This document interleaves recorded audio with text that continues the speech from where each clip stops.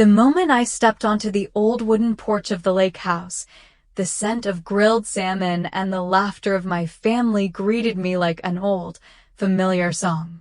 Summer sunlight bounced gently off the calm waters of Lake Union, while the faint breeze carried the aroma of Aunt Linda's famous summer salad, mixed with hints of sweet corn roasting nearby. For a moment, I allowed myself to breathe in the comfort, imagining this weekend would be like all the ones before, simple, warm, and safe. If only I had known what waited beneath that calm surface. Rachel. Emily's voice rang out as she hurried toward me, her flip-flops smacking against the wooden planks. She wrapped me in a tight hug before stepping back to eye the pink pastry box in my hands. Are those the cupcakes? I smiled, holding up the box. From the old cafe. Sophie's favorites, just like we used to get after school. It felt good, offering this small piece of our childhood back to my sister. Emily grinned, her eyes twinkling. You always remember the details, she said warmly. But as we walked inside, her voice dropped to a whisper. Brace yourself. Ethan's already started with the grandstanding. My stomach tightened slightly. Grandstanding? Emily shot me a knowing glance. New Rolex, luxury SUV out front, designer sunglasses indoors. And the way he's been talking, like he's some Wall Street tycoon. I followed her gaze into the living room. Ethan sat comfortably on the leather armchair, one leg crossed over the other, swirling a glass of iced tea as if it were fine scotch. His slicked back hair glistened under the overhead fan, and the new Rolex flashed conspicuously as he gestured while talking to Uncle David. Sophie was by his side, smiling softly, but something about her felt off. She looked thinner than I remembered, her dress hanging looser than it used to, and though she tried to meet my eyes, she quickly glanced away. Her hands rested tensely in her lap, fingers intertwined, knuckles pale. Uncle David's voice boomed across the room as I entered. There's the star of the weekend. The expanding entrepreneur herself. I laughed lightly, trying to keep the mood lifted. Hi, Uncle David. Aunt Linda. I exchanged hugs before Ethan finally stood up, offering a half smile that never quite reached his eyes. Rachel, he drawled, extending his hand with practiced charm. The boutique queen has arrived. I shook his hand briefly, feeling the cool weight of his watch brush my wrist. Still holding the lights on, I said, keeping my tone neutral. As we moved to the backyard for dinner, Uncle David manned the grill with his usual gusto, flipping salmon fillets perfectly as the sun dipped lower. Aunt Linda laid out bowls of watermelon salad, buttery rolls, and grilled corn. The familiar spread should have felt comforting, but under the soft glow of string lights, there was an edge to the air that I couldn't shake. During dinner, the conversation naturally shifted to my boutique. I spoke of the second store's upcoming opening downtown, how foot traffic was promising, and how my team had grown. Before I could finish, Ethan chuckled. In this economy? He raised a brow, swirling his tea again. Brave, Rachel. But small businesses so fragile, you know? All it takes is one bad quarter. His words hovered in the air like a mosquito I wanted to sweat. I forced a polite smile. I prefer to think of it as careful growth. I've built a strong foundation. Sophie remained silent beside him, nodding almost automatically as Ethan's arm found its way across the back of her chair, fingers lightly drumming her shoulder in a rhythm that felt more possessive than affectionate. Her smile was tight, her eyes flickering toward him before darting away again. Emily tried to steer the conversation elsewhere, asking Uncle David about his recent fishing trip, and for a while, the air lightened. But even as laughter returned to the table, I couldn't shake the gnawing discomfort building inside me. After dinner, I excused myself early, citing some emails I needed to check for the new store. My bedroom at the far end of the house was just as I remembered, calm, orderly, my small safe place. But as I approached my desk, something small but sharp gnawed at my attention. My laptop was there, of course, but its angle was slightly different. The power cord had been shifted to a different USB port. It was the kind of detail most people wouldn't notice, but I always noticed. I stood frozen for a moment. My mind flashed back to last Christmas when I had also found my laptop slightly disturbed. Back then, I had chalked it up to my own forgetfulness. But now, my stomach clenched. Trying to shake off the unease, I powered on my laptop. The familiar hum greeted me, but almost immediately a notification popped onto my screen.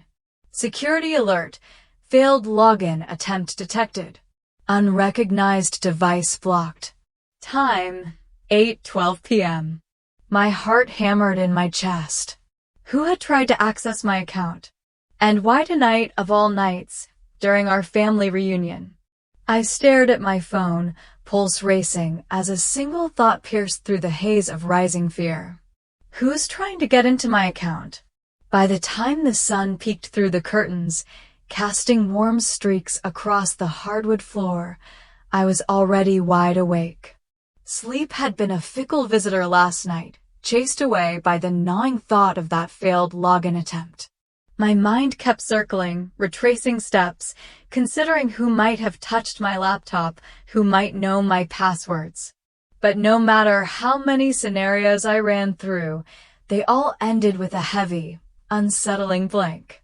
Downstairs, the familiar smell of Aunt Linda's blueberry pancakes mixed with the rich aroma of freshly brewed coffee. For a fleeting moment, the comfort of tradition tried to wrap itself around me like an old quilt. But the tightness in my chest reminded me, today was not just another family breakfast. I slipped my phone out as I headed toward the kitchen, my fingers trembling slightly. Before joining everyone, I opened my business banking app, hoping, praying, that the strange alert from last night had been some harmless glitch. The loading circle spun far too long for my comfort. Then the numbers appeared. 0. I blinked. Refreshed the app. Still 0. My entire business account completely drained. No. I switched to my personal account. The same. Savings account. Retirement fund. Every single one sat at a cold, empty 0. My throat tightened as I stared at the screen, the blood rushing in my ears. I checked the transaction history, eyes darting across unfamiliar account numbers. Multiple transfers, executed overnight, thousands of dollars at a time, sent to accounts I had never seen before. Everything I'd worked for, every dollar saved, every careful sacrifice, it was all gone. I closed my eyes for a moment, taking a deep breath before forcing my feet toward the kitchen.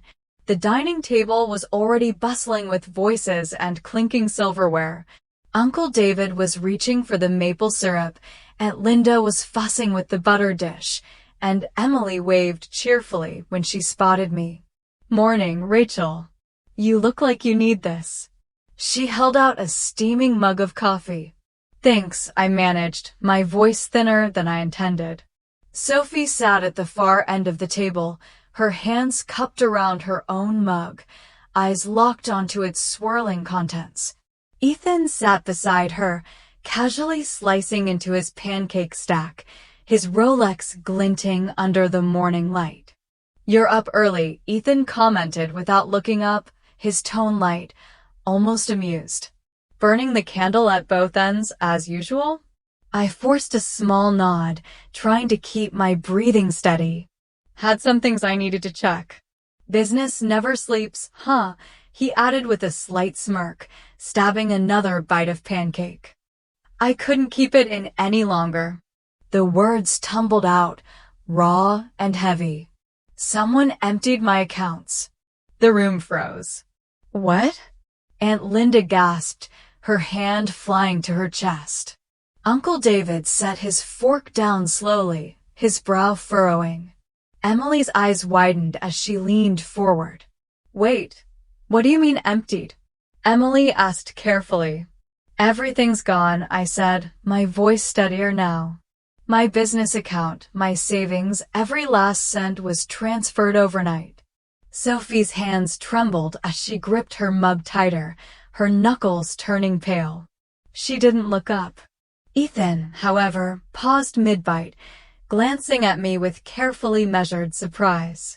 That's terrible, Aunt Linda whispered, clearly shaken. It must be some horrible banking error. Surely they can reverse it. I'm already contacting the bank, I said, trying to keep my composure. But the transfers were authorized with my credentials. Someone used my own device. Ethan leaned back in his chair, folding his arms. Well, identity theft is everywhere these days. Those hackers get more sophisticated every year. Probably some Russian syndicate or something. His voice carried that familiar air of detached amusement, like it was just another news story over breakfast. Uncle David, however, narrowed his eyes. You said your own device. I nodded. The transfers originated from my devices. My laptop, my home IP address. The table went quiet again, heavy with the weight of unsaid things. My gaze swept across them all, but my focus kept returning to Ethan. The coolness in his stare didn't match the shock everyone else was feeling. That's very specific, Emily said softly. Ethan exhaled dramatically. Rachel, I know you're upset, but maybe this isn't the best time to jump to wild conclusions. The bank will figure it out. His words dripped with artificial calm. But then he glanced briefly at Sophie, who still hadn't spoken, her shoulders stiff as stone. I took a sip of coffee, forcing myself to stay level. Funny thing is, whoever did it knew exactly when I'd be away from my laptop. And exactly where to find it. His jaw flexed slightly. Well, we've all been under the same roof. Are you suggesting one of us did this? The edge in his voice sharpened. I'm not suggesting anything, yet I replied, holding his gaze. But whoever it was knew my system. You're practically accusing your own family, Ethan said, shaking his head. That's low, even for you. Aunt Linda tried to smooth things over, her voice high and nervous. Let's not turn this into a witch hunt. The authorities will sort it out. But the room had already shifted. Suspicion now hung thick in the air like Seattle fog rolling off the lake. Then my phone buzzed.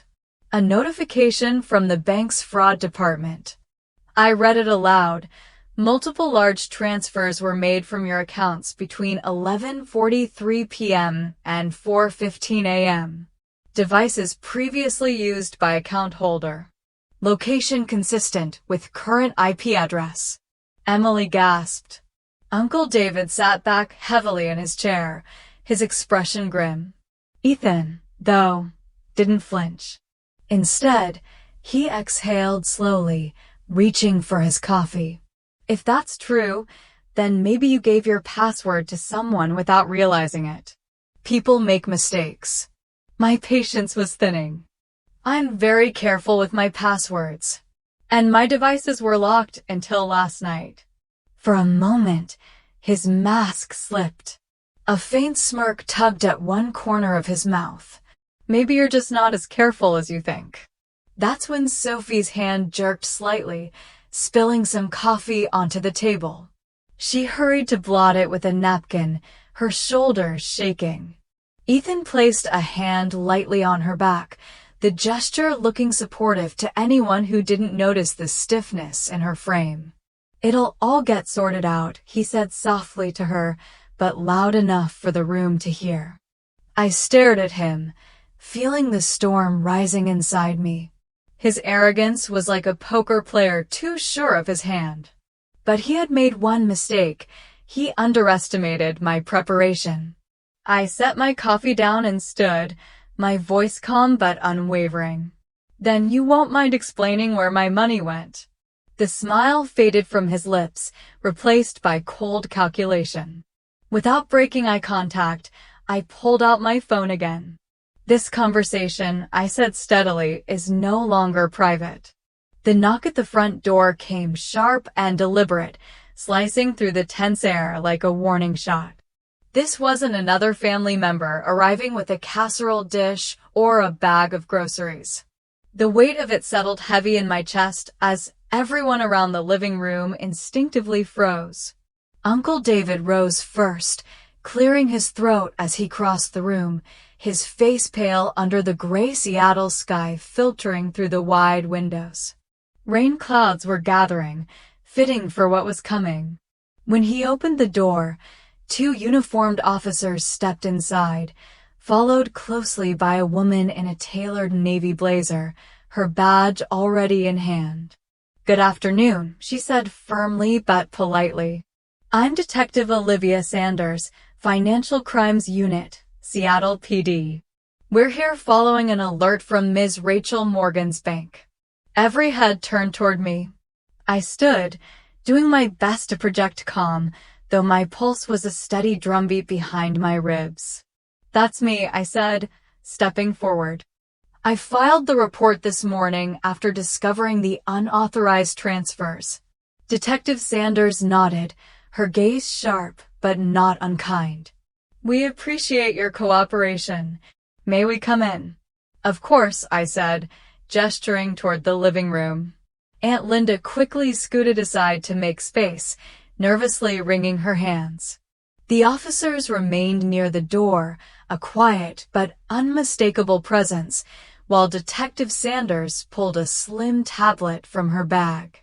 She glanced around the room, briefly taking stock of everyone present: Ethan, Sophie, Uncle David, Aunt Linda, and Emily, before focusing on me.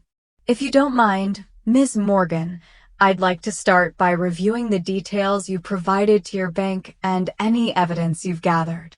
I handed her my phone, where I had already compiled the bank's fraud reports, transaction logs, and screenshots from my security system. Her brows lifted slightly as she scrolled. "You've been thorough," she noted.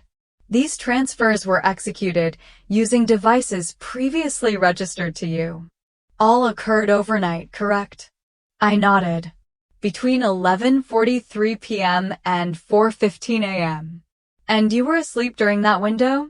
"Yes," I replied, "and my devices were secured in my bedroom."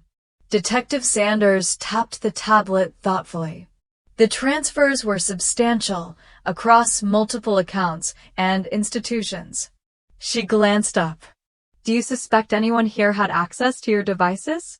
The room grew impossibly still. The only sound was the faint tick of the antique clock above the fireplace. All eyes flickered between me and Ethan. I took a slow breath. At this point, I can't rule anything out. Ethan leaned forward in his chair, his tone measured, but laced with irritation. "Detective, with all due respect, this is a family matter.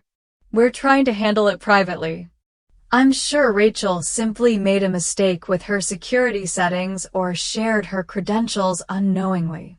Detective Sanders didn't flinch. "Sir, identity theft isn't a private matter. Given the size and method of these transactions, this falls well within felony jurisdiction." Ethan spread his hands, feigning innocence.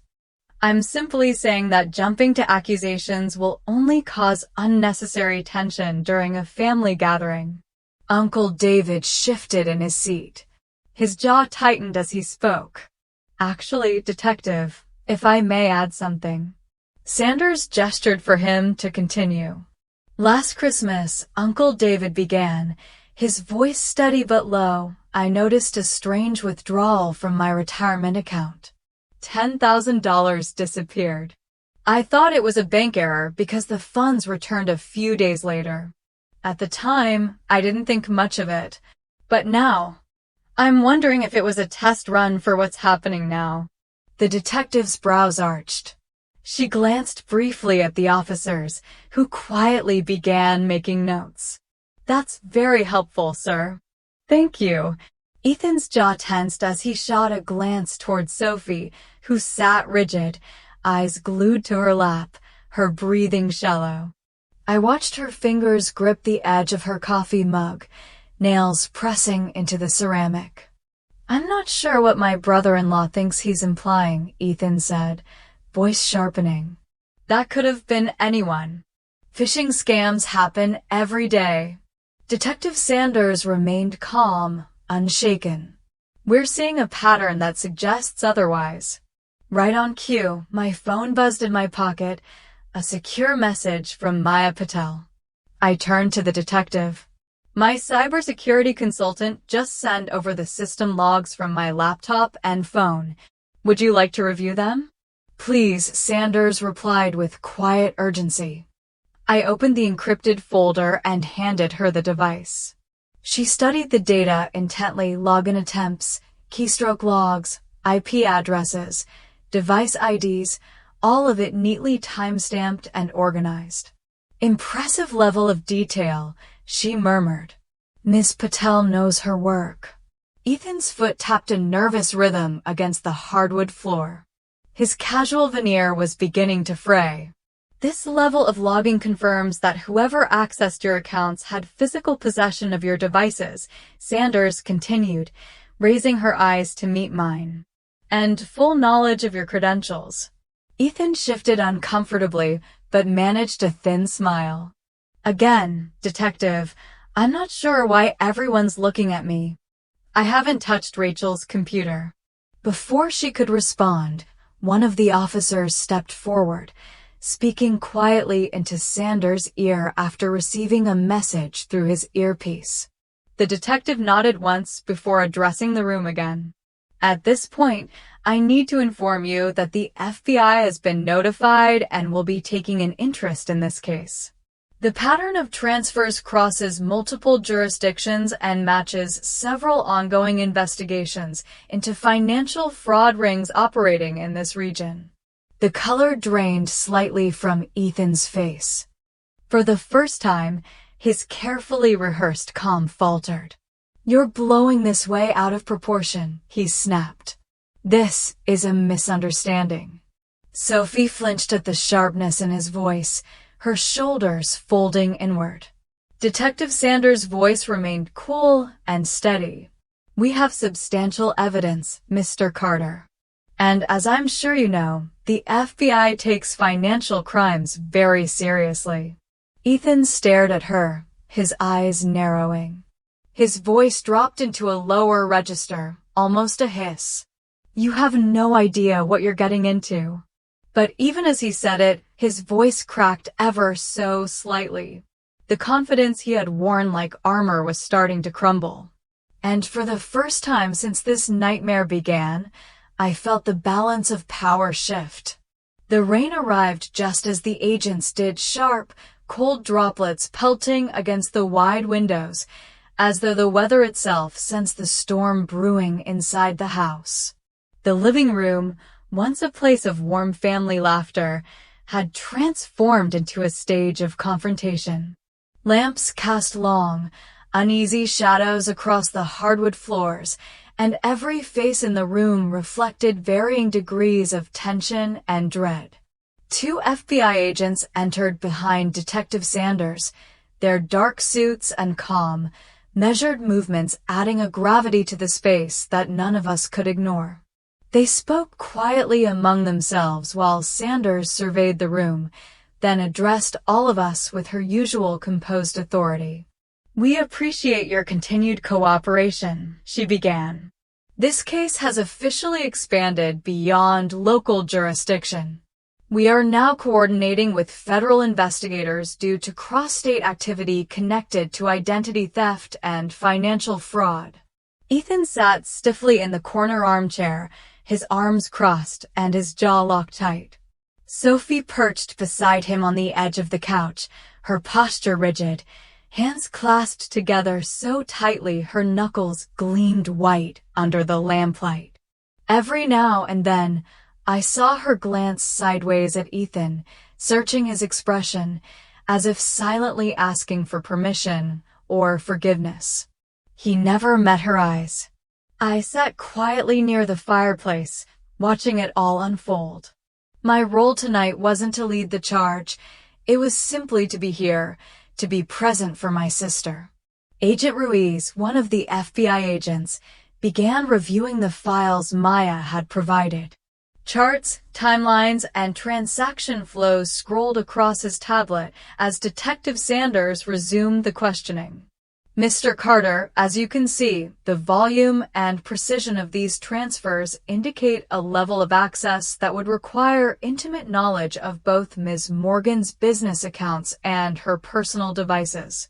Ethan offered a practiced sigh, as if the whole situation were some minor inconvenience he was enduring out of politeness. Detective, I've said this already. It's a misunderstanding. My wife and I have nothing to do with Rachel's banking mishap. His tone was cool, but the faint tapping of his shoe against the floor betrayed the tension simmering beneath. Detective Sanders shifted her gaze to Sophie. Mrs. Carter, she said gently, I realize this is difficult, but we need to clarify a few things. You're listed as a joint guest at this lake house. Were you ever in possession of your sister's devices? Sophie swallowed hard. No, she whispered. Were you aware of any unauthorized access to Rachel's accounts? Again, her answer was a quiet no. Ethan placed his hand on Sophie's knee, a subtle but unmistakable signal. I saw the way her breath hitched at his touch, the way her entire body recoiled slightly even while remaining perfectly still. You see, Ethan chimed in, flashing that familiar, hollow smile. We're all trying to cooperate, Detective. But Sanders wasn't finished. She leaned in slightly, lowering her voice. Sophie, may I speak with you alone? Sophie's eyes darted to Ethan instantly, panic flashing across her face. I don't think that's necessary. Ethan's hand tightened briefly on her knee. We've already answered everything. A crack of thunder rattled the windows, as though emphasizing the pressure pressing down on all of us. For months now, I'd seen tiny glimpses of this control, small bruises on Sophie's wrists last winter, unexplained migraines, the way her voice always softened whenever Ethan entered a room. I had convinced myself she would tell me when she was ready. Tonight, I silently prayed that moment had finally come. Uncle David cleared his throat. Sophie, honey, he said gently. You don't have to answer for anyone but yourself. Sophie trembled, her breath quick and shallow. She looked from Ethan to Uncle David, then to me. I held her gaze, giving a small, encouraging nod. No words, just quiet reassurance. Then, something in her shifted. She drew a shaky breath, her voice breaking as she whispered, I need to say something. Ethan's head snapped toward her, but before he could speak, Agent Ruiz quietly signaled the officers to step closer. Sophie blinked rapidly, tears pooling at the corners of her eyes. I've been lying, she whispered. About everything. Ethan's face hardened. Sophie, he hissed, low and dangerous. No, her voice grew stronger. I can't protect you anymore, Ethan. The room went utterly still. Detective Sanders spoke softly, giving her space. Take your time. Sophie's words poured out in broken waves. He made me help him. With the accounts, the passwords. He said if I didn't, he'd release videos. Things he forced me to do.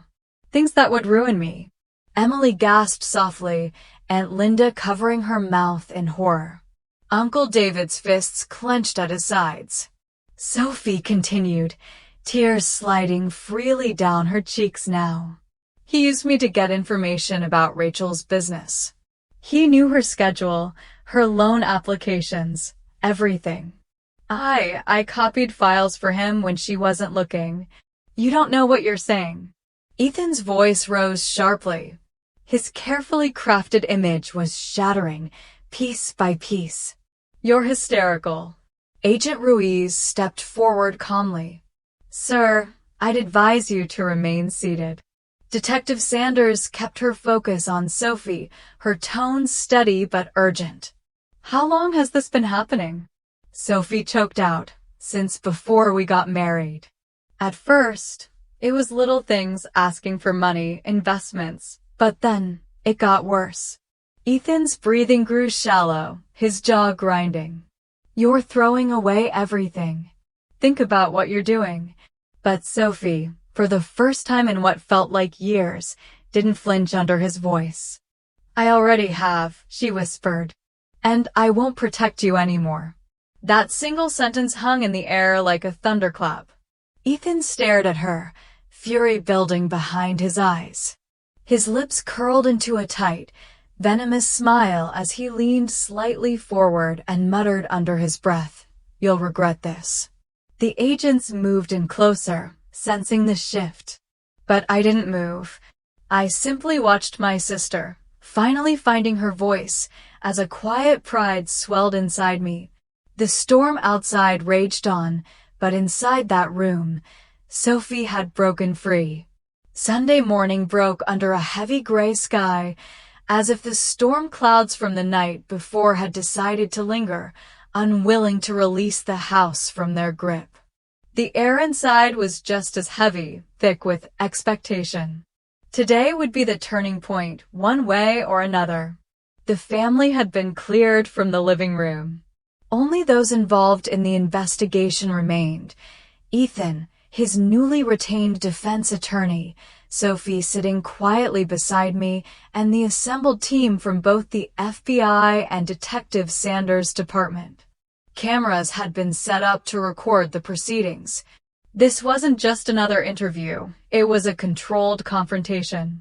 Ethan sat across from the agents, looking thinner than usual, though his expression was still laced with that same smug veneer he'd clung to for days.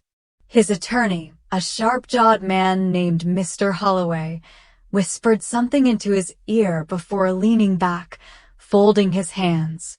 Agent Ruiz began the formal questioning. Mr. Carter, this is your opportunity to cooperate with federal investigators. The evidence against you is extensive. Cooperation may assist you later during prosecution. Ethan's lips twitched upward in a half-smile. I have nothing to cooperate about, he said, his voice calm, almost bored. You're wasting federal resources on a family squabble. Detective Sanders didn't blink. A family squabble doesn't typically involve multiple stolen identities, interstate wire fraud, and laundered cryptocurrency transactions. Ethan shrugged, feigning nonchalance. If you want someone to blame, I suggest looking at my wife. She accessed Rachel's accounts. She was desperate. I was trying to help her clean up her mess.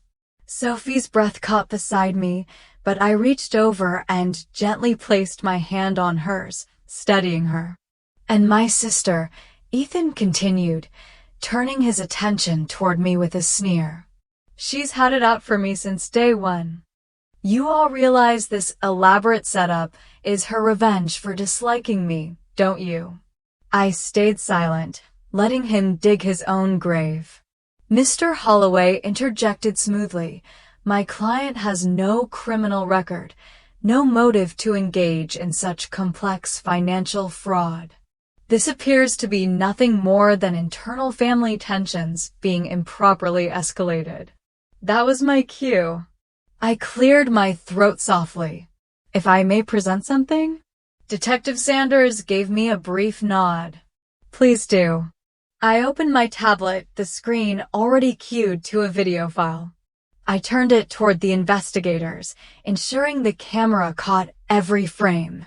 The footage was crystal clear. Maya's system had done its job flawlessly. The video showed Ethan entering my bedroom late that night. He paused at the door, glancing down the hallway before slipping inside. The footage captured him methodically approaching my desk, opening my laptop, and carefully shifting the webcam so it wouldn't record his face directly, though not carefully enough. Multiple frames revealed his profile, his watch, his hands entering passwords. The timestamp glowed in the corner, 11:46 p.m., matching the first fraudulent transfer to the minute. As the footage played, Ethan's smug expression slowly unraveled, his shoulders stiffening, jaw tightening. Agent Ruiz spoke calmly.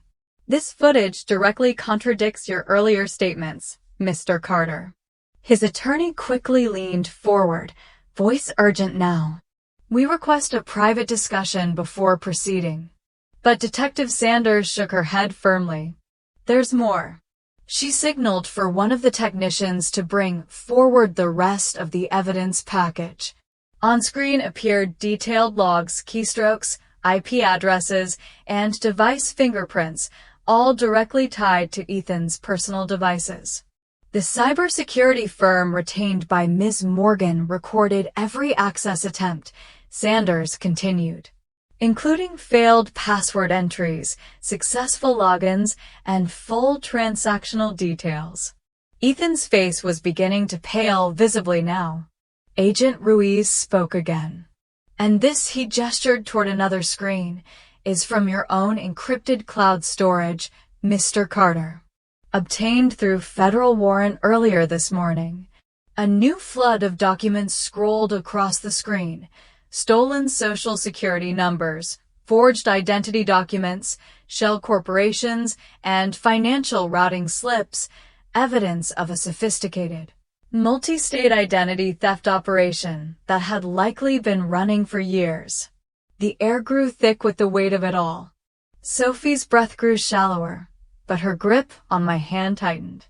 I could feel the small tremor running through her, equal parts fear and fragile courage.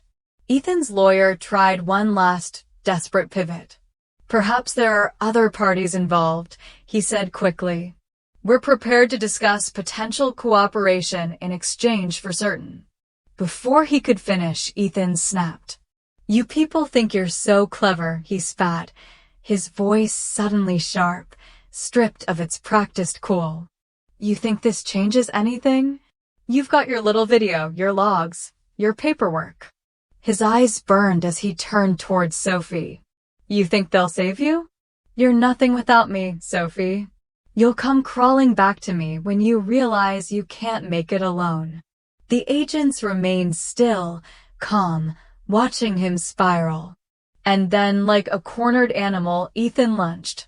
In a flash, he bolted from his chair, charging toward the doorway in a desperate, uncoordinated attempt to flee. The agents moved instantly. 2 officers tackled him before he reached the threshold, pinning him face down against the hardwood floor as he shouted in frustration. "Get off me! This isn't over. None of this is over." Cuffs clicked around his wrists as the agents pulled him upright, his chest heaving. His suit was rumpled now, his polished mask shattered beyond repair. He looked at Sophie one last time, venom dripping from his voice. "You'll crawl back to me when you realize you can't make it alone." Sophie sat perfectly still. She didn't flinch. She didn't even blink. I glanced at her, seeing a quiet resolve in her eyes that hadn't been there before. And for the first time, I believed, truly believed, she was free. By spring, Seattle had finally shaken off the last remnants of winter. The cherry blossoms bloomed along the sidewalks, their delicate petals floating through the morning breeze like soft confetti, as though the city itself was quietly celebrating new beginnings alongside us. Standing inside my newly expanded boutique, I allowed myself a rare moment to simply breathe it all in. Sunlight streamed through the wide storefront windows, glinting off carefully arranged displays of eco-friendly fabrics and artisan jewelry. The foot traffic was steady, customers chatting with my staff as soft jazz played in the background. What Ethan tried so hard to destroy had not only survived, it had flourished. Maya's voice crackled through my laptop on a video call from her office downtown. "All system updates are live," she reported with a small smile. "Your business network is officially one of the most secure small enterprises in the state. You've got stronger digital armor than most Fortune 500 companies." I laughed softly. "That's comforting, Maya. Though I wouldn't mind never needing that armor again." Her smile softened. "Hopefully you won't. But as I always say, paranoia isn't always a bad thing in business." Her familiar advice echoed in my mind, just as it had the day I installed those first hidden cameras. This time, though, the paranoia had bought us freedom. After the call ended, I glanced down at my phone and saw Sophie's text. "Dinner at Uncle David's tonight, 6 p.m. Can't wait." A warmth spread through my chest. So much had changed in less than a year. Sophie had finally moved into her own apartment, a small but sunlit one-bedroom with potted herbs lining the balcony and stacks of environmental science textbooks scattered across the coffee table. She'd re-enrolled at the university to finish the degree she once abandoned under Ethan's influence. Each step she took toward rebuilding her life felt like a quiet victory. Later that evening, as I walked into Uncle David's house, the familiar smell of Aunt Linda's baked chicken and rosemary potatoes wrapped around me like a comforting hug. Emily was already there, helping set the table, while Sophie stood at the kitchen counter slicing strawberries for dessert. Uncle David greeted me with a warm clap on the shoulder. "Look at you," he said with a proud grin. "Surviving and thriving." I smiled. "We're both doing a bit of that these days." As we sat down for dinner, the mood felt lighter than it had in a long time. The weight that once hung heavy between us was slowly lifting, replaced by something quieter but stronger, a shared resilience. Aunt Linda filled everyone's plates while Uncle David poured glasses of sparkling cider. "Got a quick update from Detective Sanders earlier today," Uncle David announced once we'd all settled. "Ethan finalized his federal plea deal. 12 years. Eligible for parole after 8. Sophie exhaled deeply but evenly. "Good," she said softly. "It's finally over." Emily raised her glass. "To fresh starts." But Uncle David wasn't quite done. "And speaking of fresh starts," he continued, turning to Sophie, "I've been thinking about that nonprofit idea we talked about. Helping victims of financial coercion. If you're serious, I'd be happy to help you get it off the ground." Sophie's eyes widened, blinking back the emotion rising behind them. "You'd really do that?" "Of course," he said gently. "Abusers thrive in the silence we allow them. You've already broken yours, sophomore. Now you can help others do the same." Her lips trembled, but her smile held steady. "Thank you." The simple clinking of silverware and easy conversation filled the room as the evening wore on, a sharp contrast to the heavy silences we once endured. For the first time in months, we weren't gathered to confront a crisis. We were here to celebrate survival. As Aunt Linda lit a small candle in the center of the table, Sophie raised her glass one more time. Her voice was clear and steady. "To the family who stood with me, and to those who didn't, may we never need them again." We all clinked glasses softly. The sound was gentle, not triumphant, but it carried a weight of its own.